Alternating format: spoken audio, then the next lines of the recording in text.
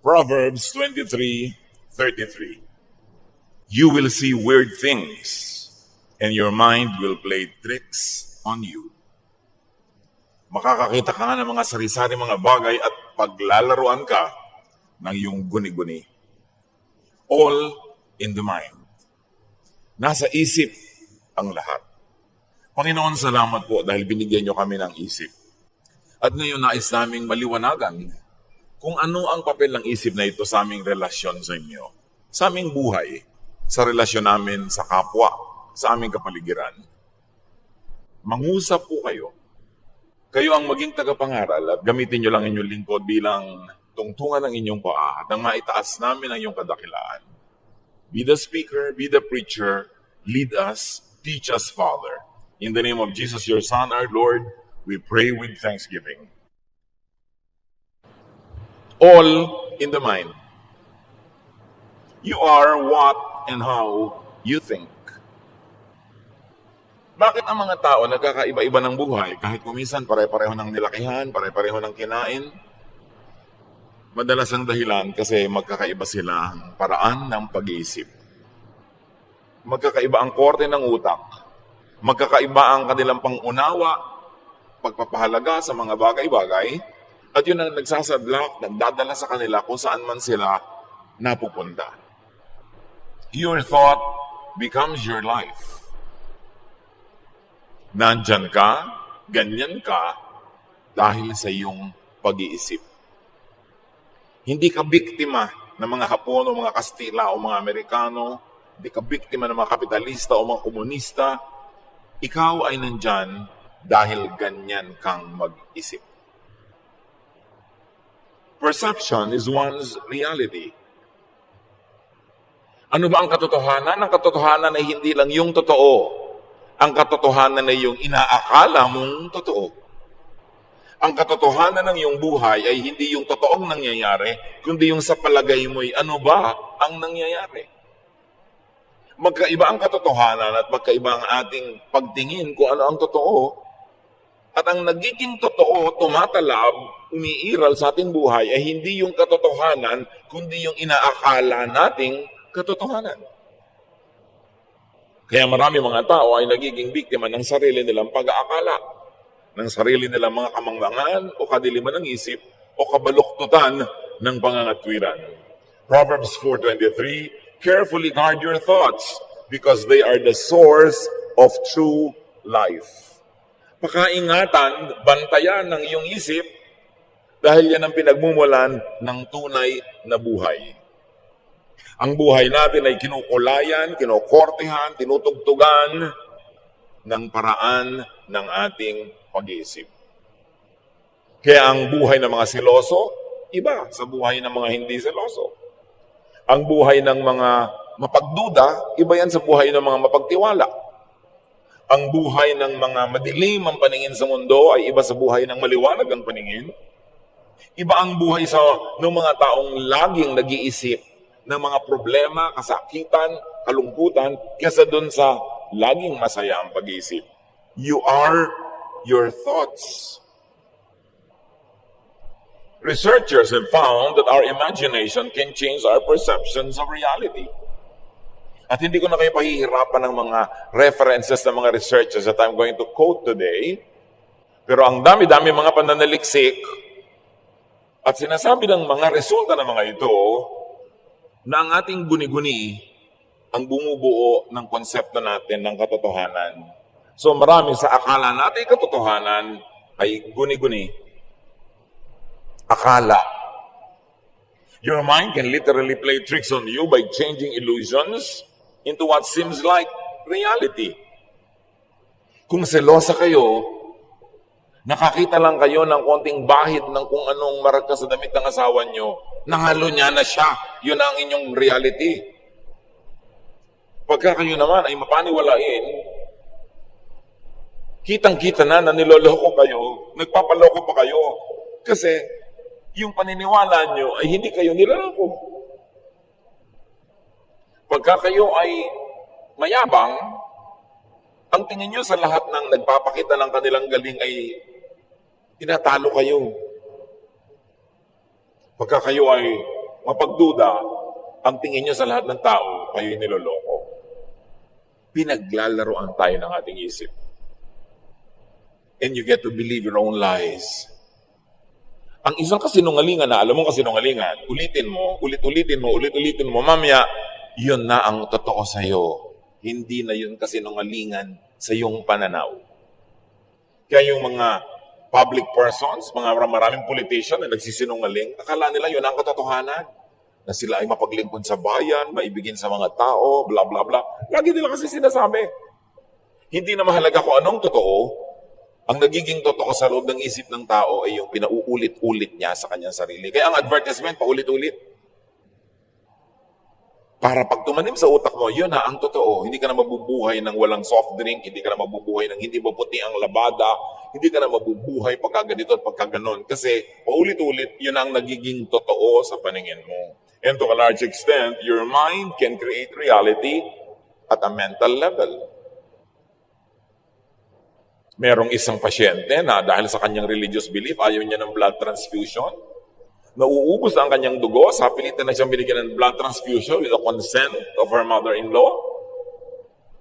Dahil naniniwala siya na masama ang blood transfusion, hindi tinanggap ng kanyang mga ugat yung dugong isinasalin sa kanya. And needless to say, she died. Nakokontrol ng paniniwala, pati ang ugat ng tao, pati ang pagpasok at paglabas ng dugo, ang paggaling sa sakit, at ang paglala ng sakit. Nasa isip. Recent studies suggest that what really affects your outlook on life is the way you perceive reality. Kung ang korte ng iyong mata ay bilog, bilog ang langit. Kung ang korte ng iyong mata ay star, star ang hugis ng langit. Pagka ang kwadro, ang korte ng iyong mata ay rectangle, rectangle ang langit. Ang paningin mo sa mundo ay hindi kung ano yung mundo, kundi kung ano ang pag-iisip mo tungkol dito. Kaya kung iniisip mo na mahigpit ang Diyos, malupit ang Diyos, malupit ang Diyos na susundan mo. Iniisip mo yung mabait ang Diyos, mabuti ang Diyos, mabuti ang Diyos sa tingin mo. Kaya yung theologizing, yung mga pagtuturo, na lilipat sa isip ng nakikinig, yung korte ng isip ng nagtuturo. Kaya pag napunta ka sa nagtuturo, nagalit ang Diyos sa lahat ng bagay, ayaw ang Diyos na sumaya ka, nagigilty ka na ngayon pag masaya. Hindi dahil masamang magiging masaya, kundi nakumbinsi mo na ang sarili mo na masamang sumaya, nagigilty ka pag masaya ka. Yun ang reality mo. Proverbs 23:7, for as he thinks in his heart, so is he. Kung paano ka mag-isip, kung ano yung kalooban, yun ka. Thought is one's reality. Ayon din sa mga researches, pag isinara mo ang iyong mata at kinumbinsi mo ang sarili at nag-concentrate ka na maginaw, giginawin ka. At nakumbinsi mo ang iyong sariling mainit, kahit maginaw, mainitan ka. Pag nakumbinsi mo ang iyong sariling magaling ka, gagaling ka. Hindi ka magaling, wala kang kwenta, magiging wala kang kwenta. Pag nakumbinsi mo ang iyong sariling talunan ako, loser ako, magiging talunan ka talaga. At pag nakumbinsi mo ang sarili mo, panalo ako, lahat ng gagawin mo aayon sa paniniwala na yon at mananalo ka nga.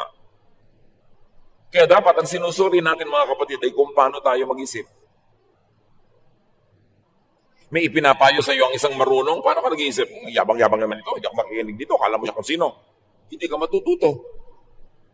Pero kung may sinasabi ang isang marunong at sinasabi mo, marunong ito, nag-aaral ito, nagsanay, makikinabang ako makinig sa kanya, makikinabang ka nga. Paano ka mag-isip? Pag iniisip mo na ang mga bata, hindi dapat sumaya, dapat perfectly clean ang katawan nila, hindi mo sila paglalaroin. At gano'n ang magiging reality mo kung ano ang tunay na ibig sabihin ng kabataan. Pag iniisip mo na ang kabataan ay dapat fast forward sa pagtanda, huwag kang kumilos bata, dapat bata ka pa, asal matanda ka na, gano'n mo itatrato ang mga bata sa iyong paligid. Dapat sinusuri, paano ba ako mag-isip? Psalm 26:2, test my thoughts and find out what I am like. Pag nakumbinsi mo ang sarili mo na magkakaroon ng end of the world, lagi, everyday, lagi yun ang alam ng utak mo, takot at takot ka everyday. Pag nakumbinsi mo ang isip mo na conservative ang Diyos, mapipilitan ka maging conservative. Ano ang konsepto mo tungkol sa Diyos, tungkol sa bayan, tungkol sa ano ang tama at mali. Ganon ka mabubuhay. At pag nakumbinsi ka ng mga religious teaching na masama ka, makasalanan ka, marumi ka, laging ganon ang paningin mo sa iyong sarili. Ano ang pinapayagan ninyong pumasok sa inyong isip? Pinapayagan niyo ba ang mga basurero na magtapon ng basura sa inyong bakuran? Hindi.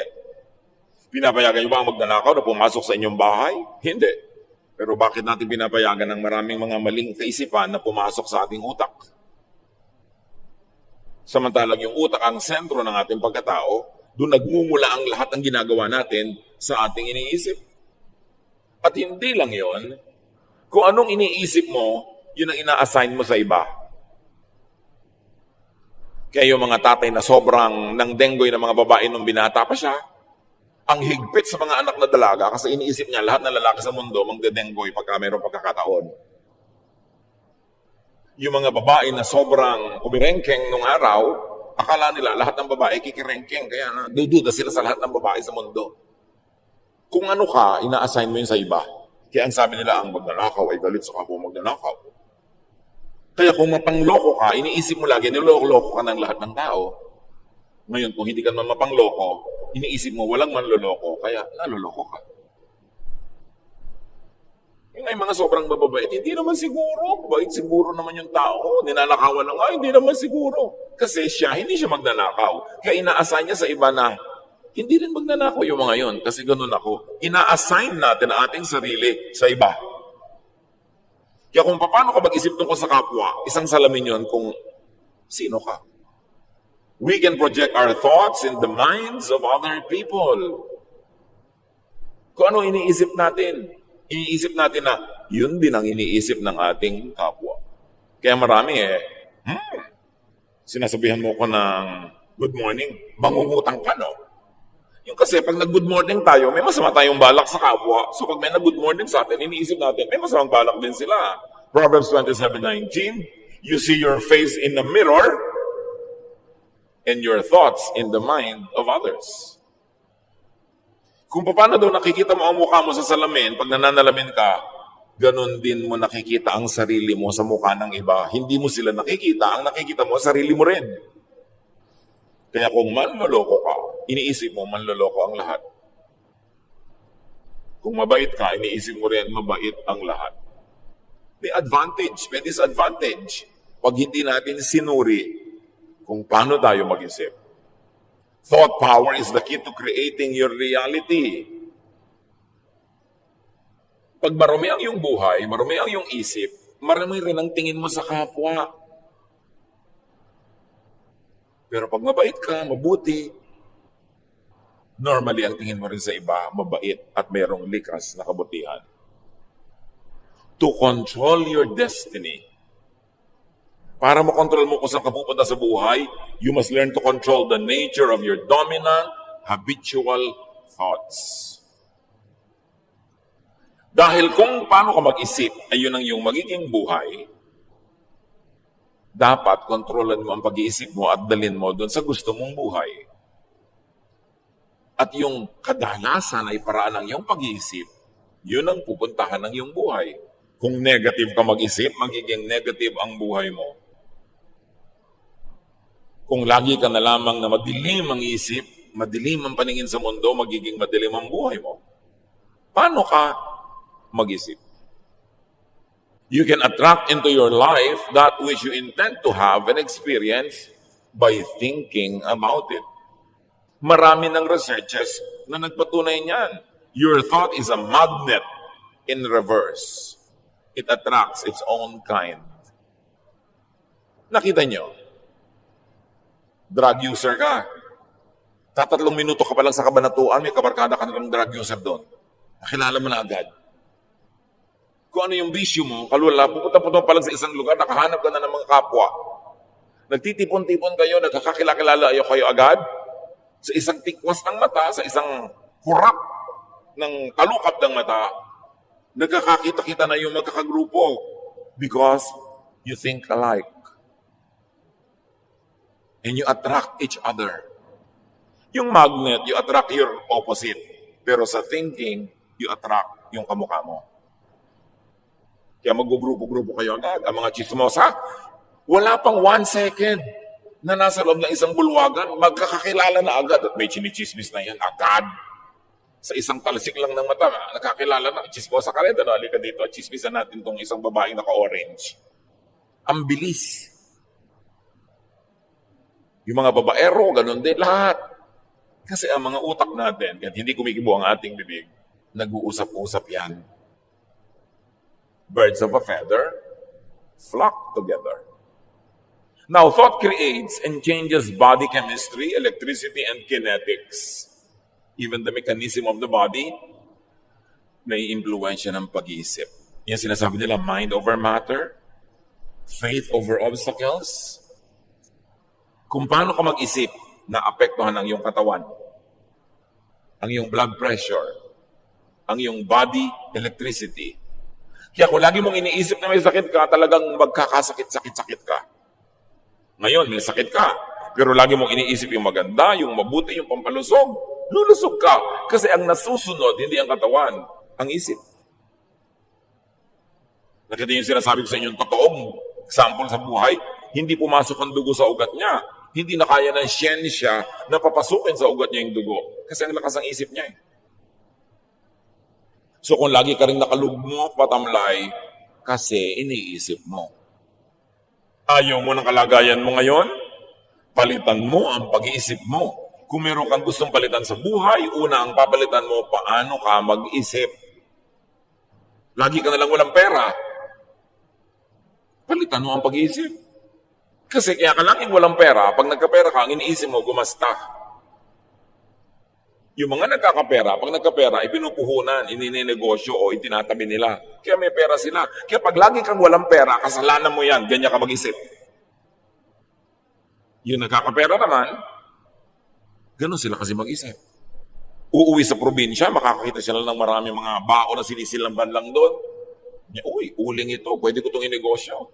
So pagpunta niya sa probinsya, kukunin niya yung mga uling, dadalhin niya sa city, ibebenta niya. Mamimili naman siya doon ng mga murang mga damit-damit, dadalhin niya sa probinsya. Para pag bili niya ng uling, may ibinebenta siyang tela, may ibinebenta siya mga damit, lagi siyang may pera. Kasi ang isip niya lagi, paano kaya ako gagawa ng pera? Pero yung mga, paano kaya ako hihingi? Paano kaya ako magdidilihensya? Paano kaya ako dadaing? Yun ang laging walang pera. Wala kang pera kasi kanya ka mag-isip. Wala kang ibang dapat sisihin. Kaya mahina ang iyong katawan, maaaring nagkaroon ka ng sakit pero hindi tinalo ng iyong isip, humina ng humina. O wala naman, pero isip ka ng isip, nagkaroon tuloy. Isip ang nang umiiral. Kaya sabi nga ng ating opening verse, Proverbs 23:33, you will see weird things, and your mind will play tricks on you. Yung mga taong mapanawalain sa multo, namatay ang lola nyo, nakahiga kayong parehong mga pinsan mo, ikaw, bigla mong nararamdamang may malamig na humaplo sa mukha mo, may humila sa paa mo, may nagtanggal ng bra mo. Pero yung pinsan mong katabi, wala namang naramdaman. Kasi yun ang laman ng utak mo eh. Naniniwala ka, mangyayari. Kaya pag may hindi naniniwala, kahit may nanguhula dyan, may nangkukuha ano-ano, sabihin na, walang kokontra. Kasi pag kinontra ng utak mo yun, mananalo yung utak mo. Hindi matutuloy ang ginagawa nila. Kaya sabihin iba, walang kokontra. Ang lakas ng utak ng tao. Madami sa nangyayari sa atin, guni-guni. Bakit sa mga bahay, kahit sa Maynila, ang lagi nakakakita ng multo, yung kanilang mga kasambahay na galing sa probinsya, pero may-ari ng bahay, wala nakikita.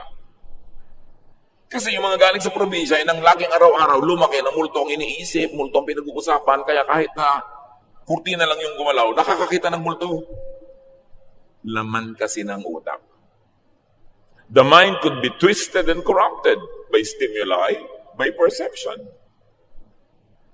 Ecclesiastes 7:29, I did learn one thing. We were completely honest when God created us, but now we have twisted minds. Nababaluktot ang isip. Depende kung sino laging kausap, sino laging pinapakinggan. Pagka inggitera ang kausap mo, mamaya magiging inggitera ka na rin. Pinag-iingatan kung sinong pinapakinggan. Kasi naglalagay sila ng content ng ating utak. The mind could be intoxicated and confused. Kita niyo yung taong matino pag nalasing, kung ano ginagawa. O kaya, pag kumain, merong biglang aantukin na. Wala na siyang pakialam sa mundo. Kasi yung chemistry, chemicals na pumapasok sa ating katawan, sumasama sa ating dugo, naaapektuhan ang ating pag-iisip. Kaya yung mga mahiyain, pag nalasing, kumakapal. Yung mga hindi makapagsalita, pag nalasing, bigla ko ano sinasabi. Kasi nakokontrol ng chemicals ang kanilang utak. So, ganun yun. Yung utak mo, nakokontrol niya yung blood chemistry mo, kaya kahit na hindi ka kumakain ng asukal, pagka na-stress ka, tumataas ang blood sugar. Pero baligtad din, kung ano rin yung nasa blood mo, makaka-apekto din sa utak mo. Kita nyo ginagawa ng mga taong mga addict, yung mga under the influence of drugs. Pati 95-year-old lola ginagahasa. Tapos pagka na bumalik sa katinoan, ay nagsisisi. Kasi iniiba tayo ng chemistry ng blood. Kaya yung mga sobrang nalulungkot, binibigyan ng antidepressant, upper, para sumaya. Yung sobrang active, binibigyan ng mga downers para medyo kumalma. Iniiba ang blood chemistry.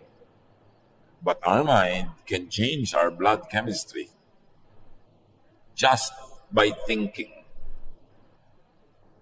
The mind could be a source of comfort or torture. Kaya kung ikay matatakotin, lagi kang takot. Yung mga hindi matatakotin, hindi takot. Katulad ng sinasabi ko na magpinsan na nakahiga, isa takot sa multo, isa hindi. Mahimbing ang tulog ng hindi takot. Yung takot, mapakababaw ng tulog. Kasi ganun siya mag-isip. Ano-ano ba? Pinapasok nating ideya sa utak ng mga tao, lalo ng bata. Paano natin pinapalaki ang bata?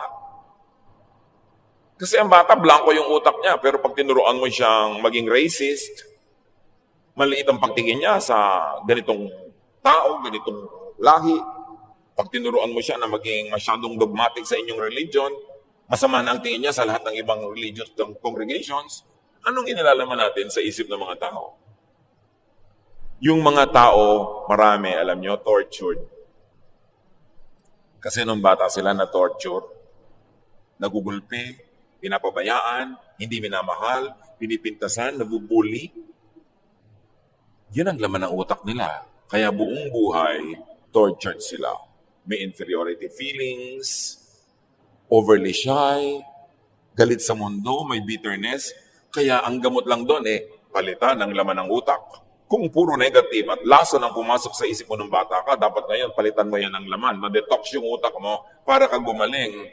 Pero kung lagi na lang nung bata ako, kawawa ako, nung bata ako, mahirap lang kami, nung bata ako, ganito kami, hindi mo pinalitan yung kaiisip na yon, hindi aalis sa'yo ang mga mapapait na gunita, magiging mapait ang paningin mo sa buong buhay.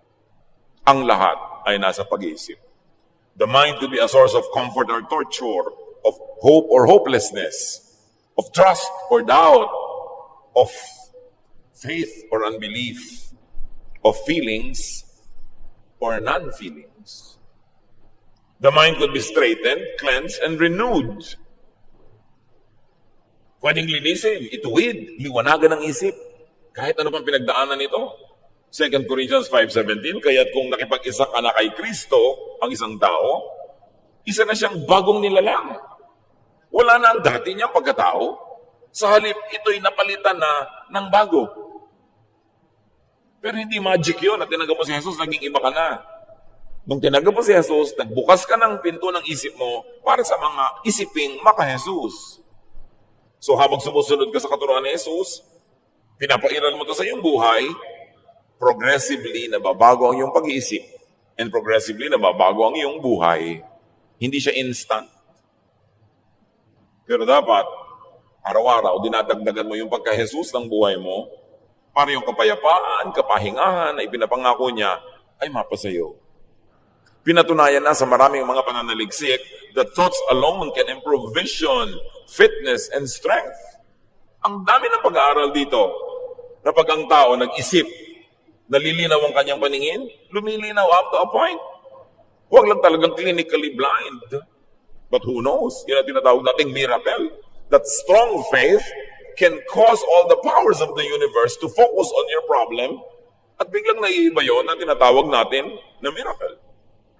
mga taong napapalusog ang katawan nila sa pag-iisip nila ng mga pampalusog na mga ideya at lumalakas pag ang kanilang physical strength. Alam niyo yung placebo effect. It works because of the power of thought. Maraming ganitong experiment sa medisina. Dalawang grupo ng pasyente.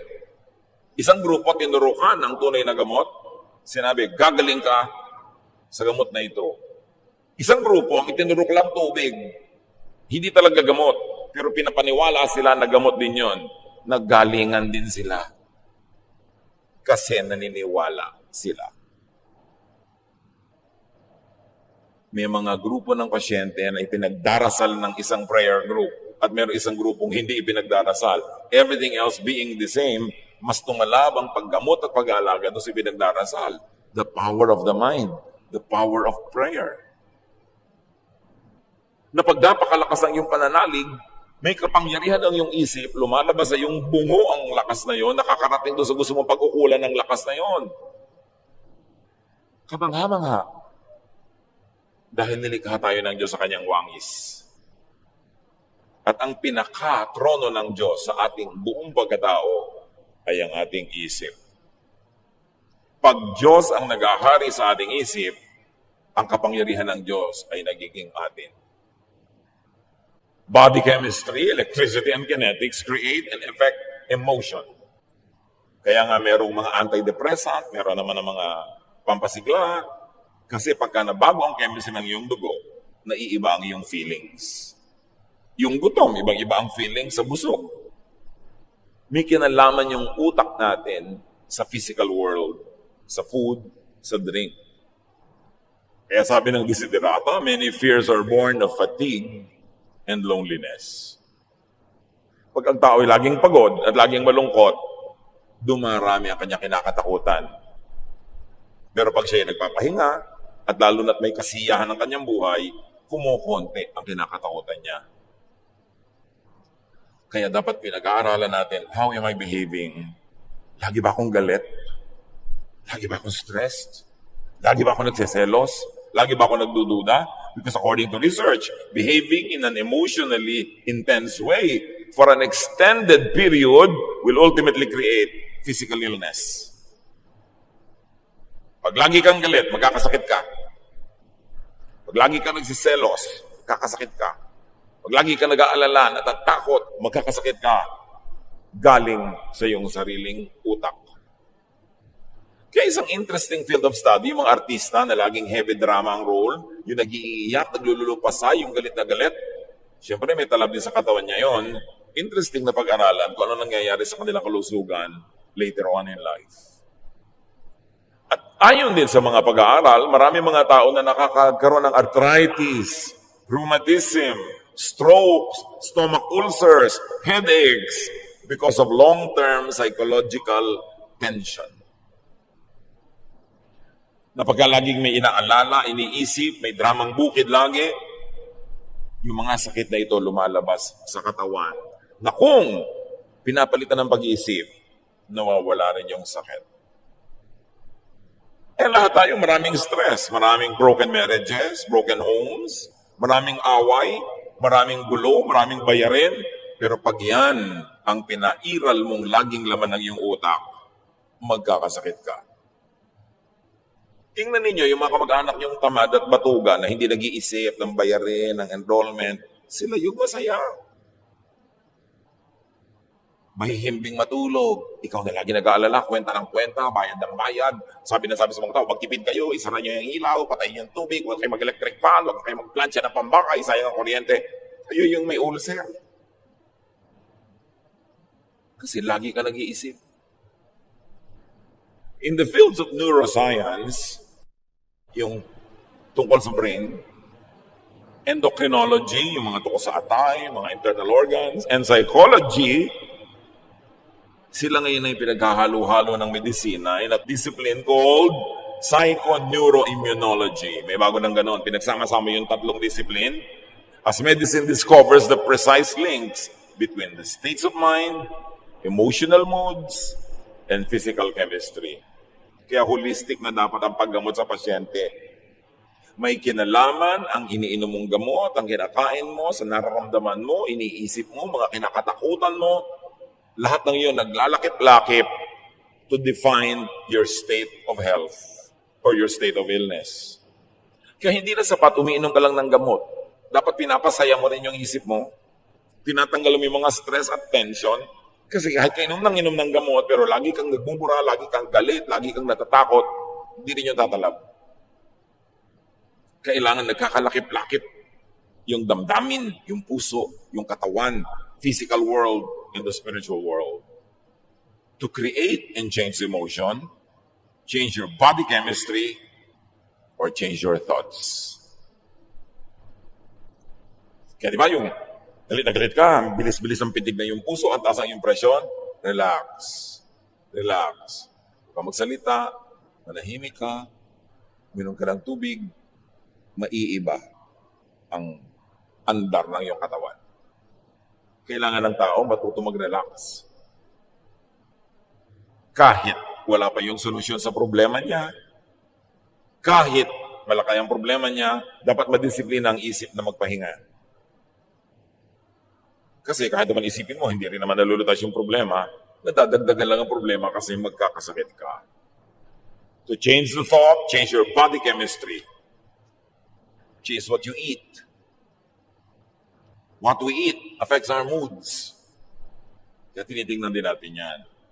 Be aware, and because of thought and habits, sabi sa Revelation 22:11, evil people will keep on being evil, and everyone who is dirty-minded will still be dirty-minded. But good people will keep on doing right, and God's people will always be holy. This is because of habitual thinking. Pag naging habit mo na gano'n, magiging gano'n ka talaga. Kailangan you break out of that habit. Paikot-ikot lang na parang Ferris wheel ang buhay mo. Kailangan tumalon ka, lumabas ka doon para hindi ka paikot-ikot. Cyclical ang buhay. Think into becoming. Think into being something or someone. Kaya yung mga tao may pangarap, madalas yun ang mga taong naiiba ang buhay nila. Pag ang pangarap ay ginawa nilang plano, hindi lang pangarap. Pag may pangarap na nagiging plano, pag may plano, may gawa, naiiba ang buhay. Kaya tinatanong mo rin sa nanliligaw sa iyo, ano bang pangarap mo sa buhay? Ikaw, ay tumigil ka. Hindi natin pagkakapirahan na gawin mo akong pangarap. No? Anong pangarap mo? Wala kang pangarap. Ayoko sa'yo. Gusto ko yung may pangarap. Gusto ko yung may ambisyon. Because if you fail to plan, you plan to fail. Anong laman ng iyong isip? Decide what you want to be and think towards it. Kaya yung mga mag-enroll pa lang, first year college, ang gusto nila maging summa cum laude, sila yung nagiging summa. Hindi yung walang plano, nung graduation, ha? Summa ako, wow. Walang ganon. Pinaplano yan, pinagtatrabahuan, ginagapang, inaakyat para mangyari. It all begins in the mind. Mahirap kayo, pamilya nyo, pagkahirap-hirap. Sasabihin ng ibang kapatid mo, talagang ganyan lang ang buhay. Wala tayong magagawa. 30 years later, mahirap pa rin yun. Pero yung kapatid na sinabi niya, ayoko ng ganitong buhay, ayoko ganitong tirahan, ayoko ng ganitong pagkain. Yun ang 30 years later, iba ang buhay. Kasi sa isip niya, nagplano siyang ibahin yun. Kailangan nag-iisip ang tao. Ang iniisip mo, napakadalas, siyang mangyayari. Bakit? Kasi ang iniisip mo, panalangin yun, kahit walang amen. Mark 11:24, everything you ask for in prayer will be yours, if only you have faith. Kasi ang faith, hindi lang naniniwala ako, Lord, bigyan niyo po ako ng magandang buhay. Hindi lang yun naniniwala, may plano yun. Pagagandahin niya yung buhay niya. Kasi ang tunay na faith, pananalig, may aksyon. Hindi lang dasal. So kung tunay ka nagdarasal, Lord, gawin niyo po ako. Gusto ko pong gumraduate sa board. Gusto ko pong makatapos ng ganito. Gusto ko pong makapagtanim ng 5 hektaryang pinyahan. Siyempre, may gagawin ka. Kasi naniniwala kang yun ang maganda para sa'yo. Faith without action is dead.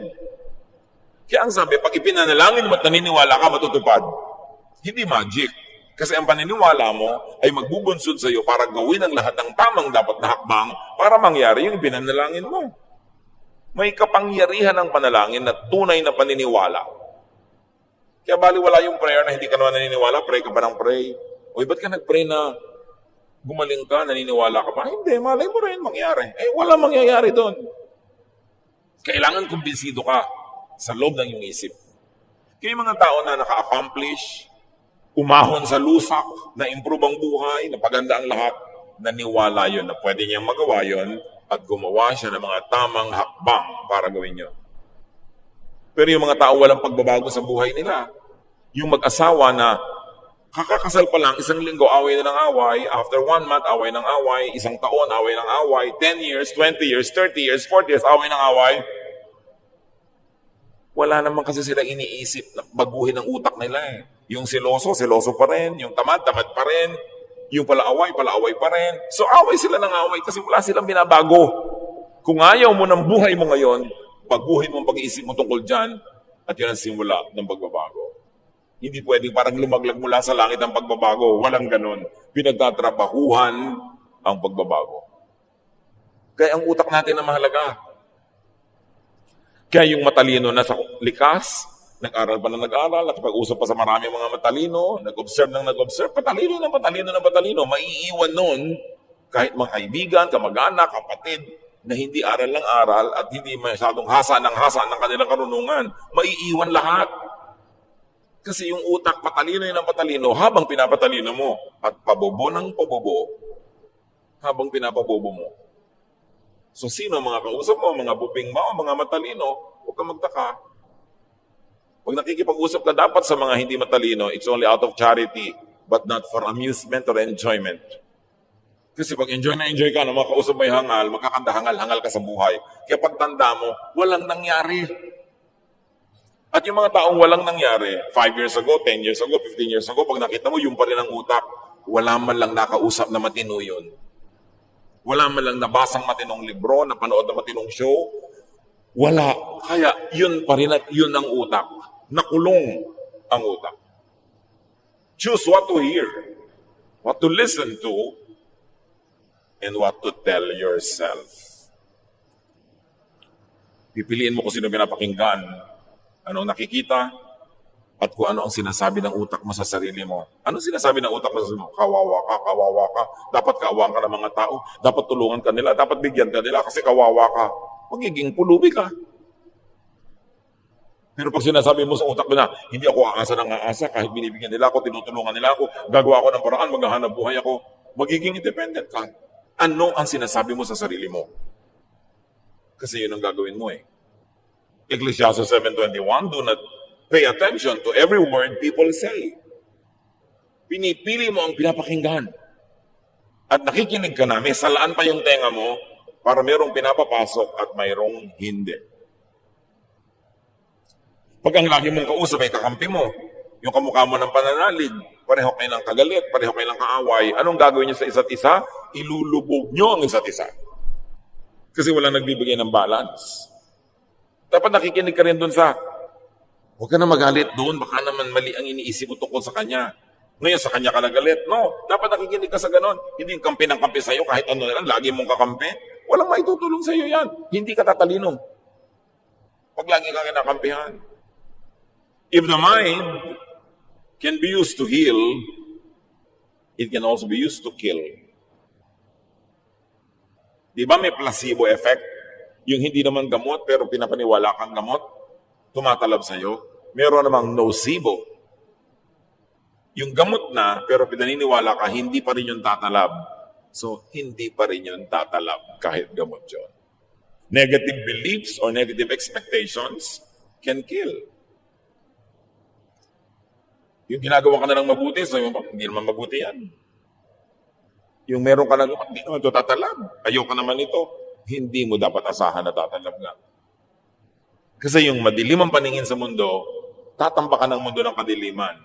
Kung anong iniisip mo, yun ang ibibigay sa iyo ng mundo. Importante na maunawa natin ang kapangyarihan ng isip. Research shows that thoughts are capable of affecting everything From the simplest machines to the most complex living beings. Merong talab ang isip sa ibang bagay outside of your brain. And the informed could always suspect an evil spirit. Lagi na lang na, ay, may evil spirit, may evil spirit. Yan ang laging tinatakbuhan ng mangmang, laging evil spirit. Bagamat meron totoong evil spirit, pero ang konti-konti ng totoong evil spirit na nangyayari sa paligid, may dahilan yon, may reason yon, may science yon, kung alamin mo. Kaya yung telekinesis, yung research na napapagalaw ng isang tao, halimbawa yung baso na malayo sa kanya, yung mga mangmang sasabihin agad, evil spirit, demons. No. This wonderful study about the human brain is giving us a lot of proofs that the mind can move even physical things. Hindi ba ganyan ang mga himala sa Bible? Pag sinabi ng propeta, hindi ulan ng 7 taon, hindi na umuulan, ang lakas naman ng isip nun na in religious parlance you call faith. Ang lakas ng faith. Pag sinabi ni Jesus na bumangon ka dyan, bumabangon nga pati patay. Ang lakas ng isip. Na ang lakas ng pananalig. Hindi demonyo yon. Mukhang laging natatakot sa puro na lang demonyo. Pag kami hindi tayo alam, demonyo.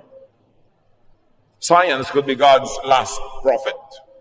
Nakikita natin yung mga wonderful works of God in nature through scientific research. Every thought we have is tangible energy with the power to affect even the physical world. At napapatunayan nga yan, tulad ng paulit-ulit kong binabanggit na ayaw niyang tanggapin yung dugo na ipinapasok sa kanyang ugat, hindi talaga pumasok. Researchers have demonstrated that human intention can even affect a variety of living systems such as bacteria, mga daga, mga pusa at aso, pati paglangoy ng isda, naapektuhan ng iyong pag-iisip. Sabi niyo ba, witchcraft? Ayan na naman, yung mga mangmang, laging witchcraft ang pinagbibintangan. May galis ka na, ay, nakulam ka. Galis lang yun.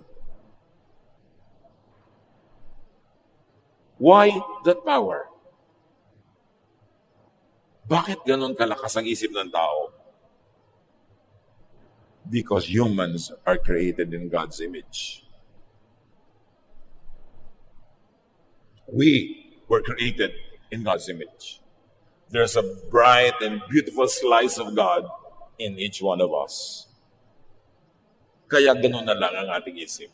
Kaya sabi ni Jesus, everything is possible for those who believe. And why is it possible? Your mind power can move it because you were empowered by God. Hindi yan masama, hindi yan kadiliman. Diyos ang nagbigay para gamitin mo sa tama. Sabi ng Psalm 139:14, I praise you because I am fearfully and wonderfully made. Ang ganda-ganda ng pagkakalikha nyo sa akin, O Diyos. Binahagi na nyo ako, di man ako dapat at karapat-dapat. At yung bahagi na yon sa isip. Mark 11:24, sabi ni Jesus, therefore I tell you, whatever you ask for in prayer, believe that you have received it, and it will be yours. Prayer, faith, mind, power. At hindi yan galing sa demonyo. Galing yan sa Diyos. Because all perfect things come from above, from the Father of lights, who does not change like shifting shadows. Every good and perfect gift is from above. Satan is not a creator, he's only a destroyer. So anything powerful and creative could only come from God. Quantum physics has proven that living things are constant transmitters and receivers of measurable energy. Ang lalim ng researches na bawat living thing may energy and they're connected, interconnected. Kaya yung mga iba, napapatunayan nila na lalong lumulusog ang halaman pag kinakausap. Pag pinupuri, pag minamahal. Pati tubig, kinakausap. Because there's a life in it. At hindi yun witchcraft, hindi dapat nabubuhay ka sa takot. Because God has infused His power in everything that He has created. Kaya tayo interconnected eh. May connection tayong lahat. Yung mga tao na mapag-alaga ng mga halaman, who knows? Kung yung mga halaman, inaalagaan din sila bilang ganti. Ang mga isipin daw, thoughts, are bundles of electromagnetic energy. And new models of consciousness depict it as being able to move beyond physical boundaries like energy does. In other words, thought can move things. Kaya ibang takot na takot sa mga possession, mga demonic possession. Bakit itong taong to? Napapasara niya yung pinto, tinitingnan lang niya, demonyo agad ang pinagbibintangan. Because there are people who are very, very, very tortured inside of them, full of negative energy, full of anger, full of pain, full of sorrow and bitterness, that their thoughts could close doors and scare people and hurt people because they are full of negative energy. Hindi lahat dapat demonyo ang pinagbibintangan. Di ba merong mga ganon? Kumisan yung mga nag-iibigan. Alam mo, naisip kita kanina ng 2 a.m. Iniisip din kita noon. Yung nagkukonekta yung mga isip nyo. Yung tinatawag na iba na mental telepathy, natatakot na naman sila doon. Nakakapaglakbay talaga yung isip mo outside of your utak, outside of your skull. Because we were fearfully and wonderfully made. Si Jesus nga pinabiyahin niya sa bangka yung mga disipulo niya. Naiwan pa siya, nanalangin pa siya. Mamaya, naglalakad na siya sa tubig, inabutan na niya. Nalilipat yung katawan niya from here and there. Lumalampas siya sa mga pader, sa mga dingding. Nakakapasok siya doon sa room na nandun na kanyang mga disipulo at nagtatago. The mind can overcome the physical world. And it's a very tantalizing area of study in medicine. Kung paano sa pag-iisip mo ay matutulungan mong gumaling ang sarili, at kung paano sa pag-iisip mo ng mga nakakalungkot, nakakatakot, ay tinutulungan mo ang sarili mong mabulok, manlumo, manghina. Matthew 7:7, ask, and it will be given you. Seek, and you will find. Knock, and the door will be open to you. At palitan nyo yung ask, seek, and knock with think. Think, and it will be given to you. Think, and you will find it. Think, and the door will be open to you. Prayer, faith, belief, mind power could all be under one and the same umbrella. This is the power of faith and prayer. Faith moves the physical world. Kaya sabi ni Jesus, if you have faith as big as a mustard seed, tell this mountain to lift itself up and it will. Siyempre, isang exaggerated na figure of speech yun. Pero sinasabi niya, kayang pagalawin ng utak mo, ng pananalig mo, pati bundok. Kaya kung tutusin, 2,000 taon ng Christianity, ang konti pa nang alam natin tungkol sa Diyos at kay Jesus. Kasi hindi pa natin napapalakad yung bundok. Bakit nung panahon ni Jesus, ang daming napapagaling mga disciples, mga patay binubuhay, ba't ngayon wala? What kind of faith was lost? What did they know then that we don't know about now? That the power available to them then no longer seems to be seen anywhere near us now. Yun ang dapat nating balikan. The power of faith, which is the power of prayer, which is the power of the mind. Control thoughts to control emotions. Kaya mga tao na napipigil ang kanilang isip, napipigil din nila ang kanilang emosyon. Kahit nalulungkot, hindi sila naglulupasay kasi sa isip pa lang, kinokontrol na nila. Merong mga byuda na bukas, libing ng asawa ko, kokontrolin ko ang aking isip. Hindi ako maglulupasay, hindi ako magngangalgal ng sobra kasi mga anak ko, kasi mga tao. So, bukas, ganun ang behavior nila. Pero pag wala ka ganung plano, minsan ko ano-ano ang pinagdagagawa mo. Kaya dapat lagi natin iniisip ang Diyos. Para yung Diyos ang nakatira sa ating isip at hindi kung ano-ano. Psalm 63:6, I think about you before I go to sleep, and my thoughts turn to you during the night. Ano ang iniisip nyo bago kayo matulog? Siyempre, yun ang mapapagnipan nyo. Meron matutulog na lang, nanonood pa ng horror. Matutulog na lang, magbabasa pa naman kung ano-anong comment sa Facebook na siya ay minumura, pinapagalitan, iniinis.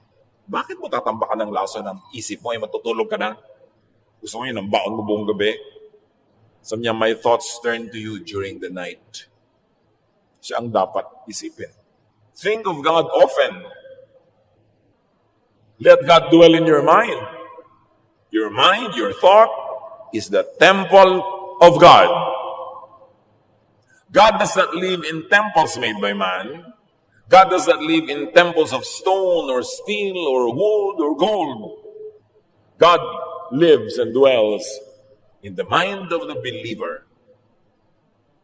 This thing you have between your two ears is the temple of God. Your mind. Kaya dapat Diyos ang naghahari sa isip. Diyos ang laman ng isip. Diyos ang sinusunod ng isip. Ask God to reveal God to you and godlessness as well.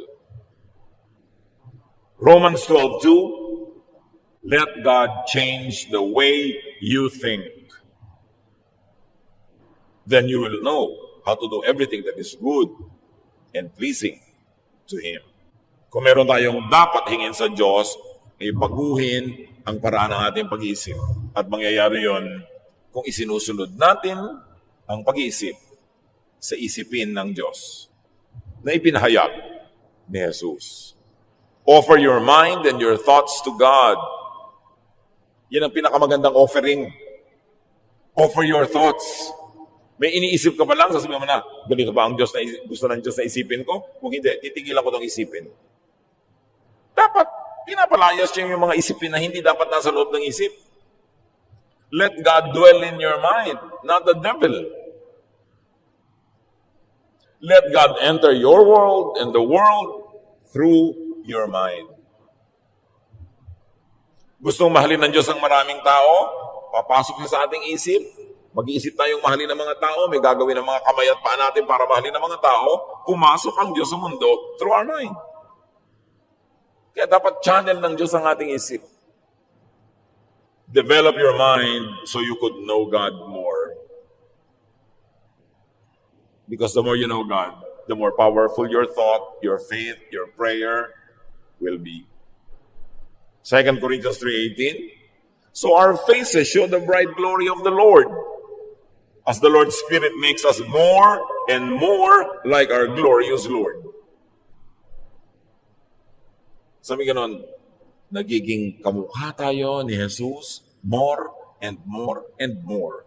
And that will happen when we think like Jesus more and more and more. When you think like Moses, when you think like the Pharisees, when you think like Paul or Peter, maaaring may tama, pero hindi laging tama siguro ang makikita mo kasi hindi sila perfect. But when you think more and more like Jesus, you become more and more like Jesus, you become more and more like the Father in heaven, you have more and more power. Your thought becomes more and more effective. Your prayer becomes more and more powerful. Sa isip nagsisimula. So discipline your mind to focus on what is uplifting. Kailangan disiplina yan. Kasi ang paborito ng utak, yung nakakatakot, yung nakakainis, yung chismis. Sabi, hindi yan ang dapat yung pag-isipan at pag-usapan. Philippians 4:7-8. At ang kapayapaan ng Diyos na hindi kayang maunawaan ng tao, ang siyang mag-iingat sa inyong puso at pag-iisip dahil sa inyong pakikipag-isa kay Kristo Jesus. Lagi niyong isa-isip ang mga bagay na karapat-dapat at kapuri-puri.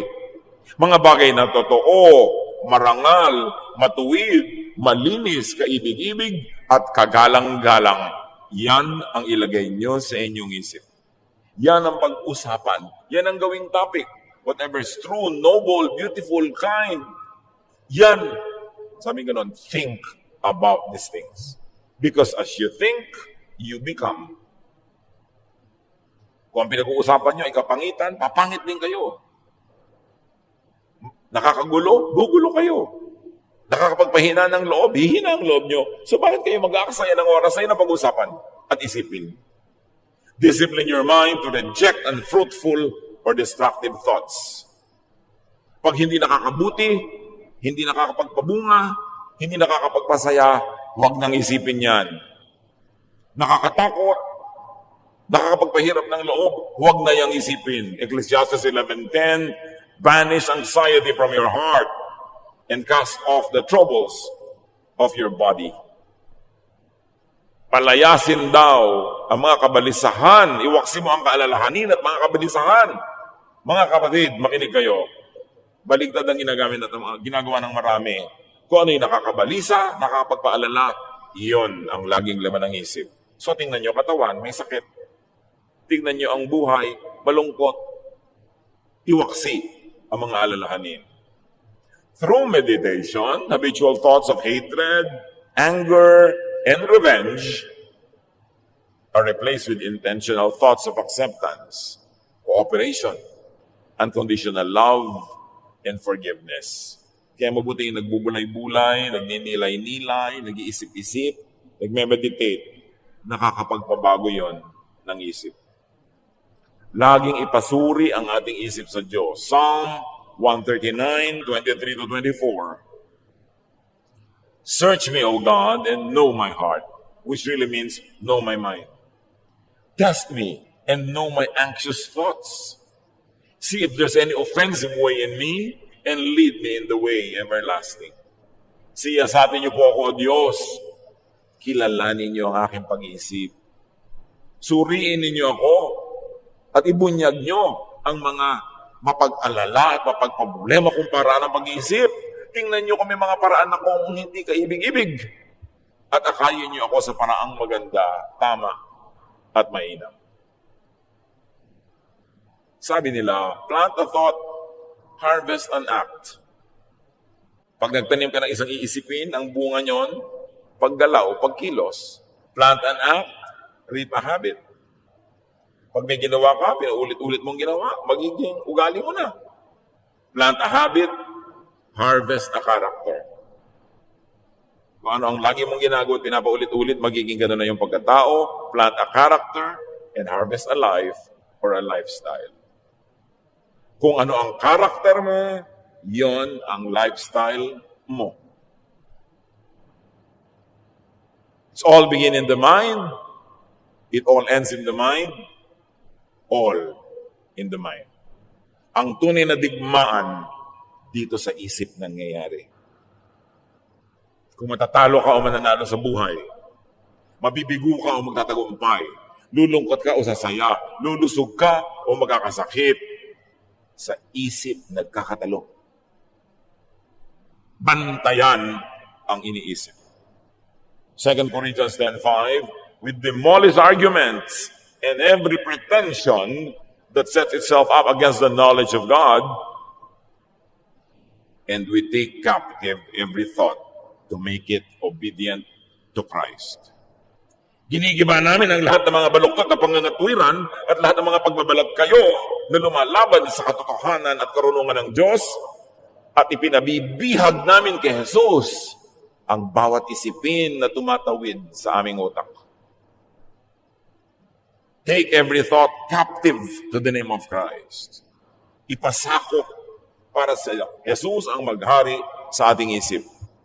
At pag nangyari yun, doon matutupad yung pangako niya, come to me all of you who are tired and heavy laden, and I'll give you rest. Magkakaroon ka ng kapahingahan pag nakontrol mo ang paraan ng iyong pag-iisip. Mayaman ka man, pero yung isip mo, lagi na lamang pag-aalala, feeling mahirap ka pa rin at walang pera. At kahit wala ka masyadong pera, pero yung pag-iisip mo, naturuan mo maging kontento, mapagtiwala sa Diyos, feeling mayaman ka. Alam niya yung nararamdaman ng tao, hindi sa dami ng laman o kakontian ng laman ng bulsa. Nasa laman ng utak. Nasa utak kung sasaya ang marriage niyo o hindi. Nasa utak kung magiging maganda ang buhay niyo sa pamilya niyo o hindi. Nasa utak kung uunlad ka o hindi. It's all in the mind. Dear Lord, teach us to surrender every thought to the name of Jesus. Naunay kilalanin namin talaga ang iyong anak na si Jesus para maisunod namin sa kanya ang para namin pag-iisip. Siya sa atin mo ang pag-iisip namin ngayon, O Diyos. Kung meron dito mga kapatid na lagi nag-iisip ng nakakatakot, nakakalungkot, nakakapagpawala ng gana, turuan niyo kami ang baguhin na aming pag-iisip. Maging positive, maging peaceful, maging loving. Pagbulay-bulayan natin mga kapatid sumandali, huwag pagmadalian, pag-isipan kung ano ang kahulugan ng lahat ng ito sa ating buhay at paano tayo mapagpapala ng Diyos sa pagkilala sa katotohanan na ang isip ay ipabihag kay Jesus, hindi sa iba. Lord, as your people ponder the meaning of these words, give us wisdom so that we may apply this in our daily life. Mapag-isa, makipagniig kasama ang Panginoong Diyos.